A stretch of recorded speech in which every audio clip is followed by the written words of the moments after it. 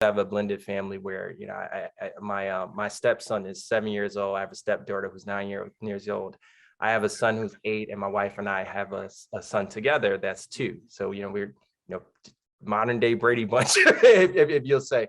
But it is difficult in a sense of just everyday activities of me just being present in my kids' lives and being there, say on social media or posting up experiences. Like she said, it's so shocking to the social world, where it's just things that I'm doing in everyday life, but it's like, oh wow, that's a Black man who's actually caring for his kid. That's a Black man who's changing diapers.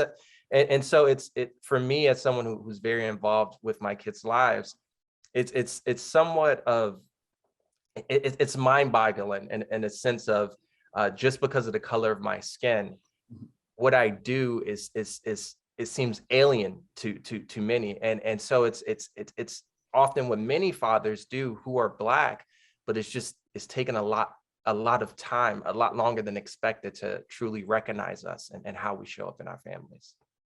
So I'm going to bring up something that was recently in the news, dads on duty. And just wanted to get some of your reactions to that, because kind of what you're saying in your conversations is that you have Black fathers who have always been doing this work, who have always been fathering and parenting.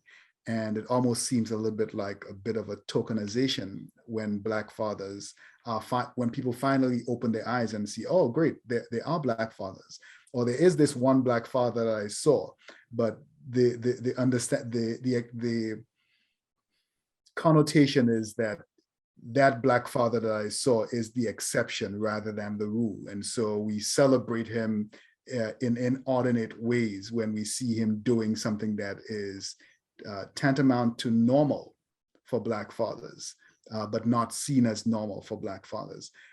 So the news reports were pointing out this group that just recently started in a specific state-specific school that was having some violence issues. And the fathers decided to come out and support the school and to support their kids in school to try to reduce the violence and make the school a little bit more conducive to learning, a little bit safer for their kids and for the other kids in general. What were your thoughts about that that development or that news piece? I don't know if we could start with you, Tony. Well, what you make me think of, Doc, is, you know, we live in a society that's a race construct. I mean, for us, that's a given. For some other folks, they're still struggling with that notion. Within this race construct, you know, we can include in that white supremacy culture. That's a part of this race construct. And what people, though, tend to try to at least neglect is the role that anti-Blackness plays in all of that. And, you know, and anti-Blackness contributes to all of the negative stereotypes that we witness as it relates to Black people, brown people too, but specifically to Black people. You know, there's a unique relationship with Black people and this notion of anti-Blackness. And so, like yourself, on one hand, I'm happy to see the images of the fathers in the school fighting, and them being there really kind of fights back against these notions and these stereotypes of who we are in our family and communities. And then at the same time, though, the media will promote it like it's unique, and we know it's not unique. So on one hand, I'm happy because it, you know, tends to push back against the stereotypes.